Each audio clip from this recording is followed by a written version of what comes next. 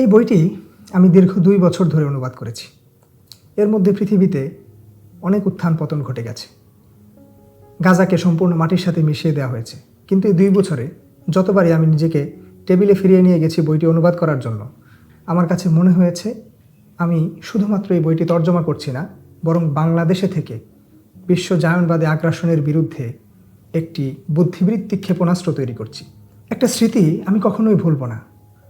বাংলাদেশে রাষ্ট্রীয় জুলুমশাহির পতনের জন্য 5 আগস্ট যখন আমরা চূড়ান্তভাবে রাস্তায় নামি, ঠিক সেই সময় ঢাকা বিশ্ববিদ্যালয় অভিমুখে আমার যাত্রায় প্রচণ্ড গোলাগুলি এবং টিয়ার শেলের মধ্যেও এই বই এবং এই বইয়ের পাণ্ডুলিপি আমার সাথে ছিল। আমি এই বইটিকে নিছক একটি বই হিসেবে ধারণ করিনি, বরং জালেমের বিরুদ্ধে প্রতিবাদের সর্বোচ্চ হাতিয়ার হিসেবে এই বইটিকে আমি গ্রহণ করেছিলাম। আজ the case of Israel, a study of political Zionism ভাষান্তর হয়ে বাংলা ভাষায় আসছে ইসরায়েল নামা রাজনৈতিক জায়নবাদের ময়নাতদন্ত নামে। একজন অনুবাদক হিসেবে এটি আমার প্রথম অনুবাদ। আমি পাঠকের কাছে প্রত্যাশা করব এই বইটিকে শুধুমাত্র ইসরায়েলের ঐতিহাসিক মনস্তত্ত্ব এবং সমগ্র বিশ্বব্যাপী তাদের যে জুলুমের ছত্রছায়া সেটাকে বোঝার জন্য গ্রহণ করলে এই বইয়ের হক আদায় হবে না।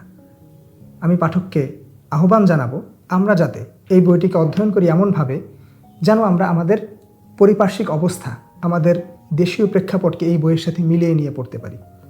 শুধুমাত্র বাংলাদেশে আগ্রাসন নয়, শুধুমাত্র ভারতবর্ষে মুসলিমদের প্রতি আগ্রাসনকে নয়, গোটা মানবতার প্রতি, মানবতার ক্ষুদ্র একটি অংশের যেই আগ্রাসী রূপ, সেই রূপটিকে চিনে নিতে এই বই এবং এই বইয়ে থাকা চিন্তা এবং চিন্তা পদ্ধতি পাঠকের সহায়ক হবে বলে আমি মনে করি।